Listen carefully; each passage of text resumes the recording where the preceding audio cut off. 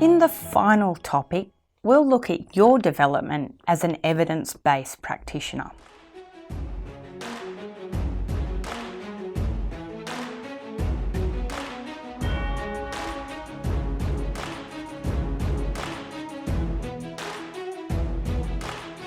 So I think if you're a student doing a course such as HR or an applied area within management, I think if you want to be more evidence-based, there are a few things you can do right now to sort of help you start to do that. Now, you may face difficulties once you get into work or try to apply that, but there's things you can do within, I think, a learning environment to do it.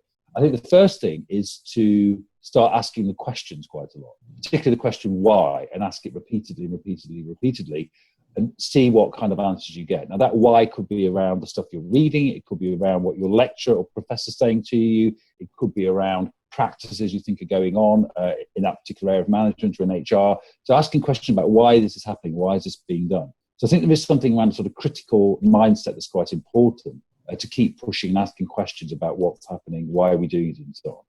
I think the other thing that students and learners can do is to really pay a lot of attention to thinking about the quality of evidence. So one of the key aspects of evidence-based practice is to actually identify different kinds of evidence, different qualities of evidence, given the question you're asking, and also pay more attention to the better quality stuff.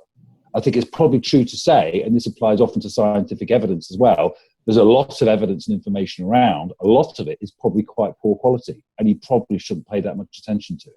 I think developing the skills to understand which kind of scientific data or personal experience or stakeholder information or organizational data, which kinds of information are the best quality to address particular sorts of questions. And I think they are skills you can develop in the classroom by reading journal articles, by understanding more about methodology, by understanding in principle the way different kinds of information addresses different kinds of questions.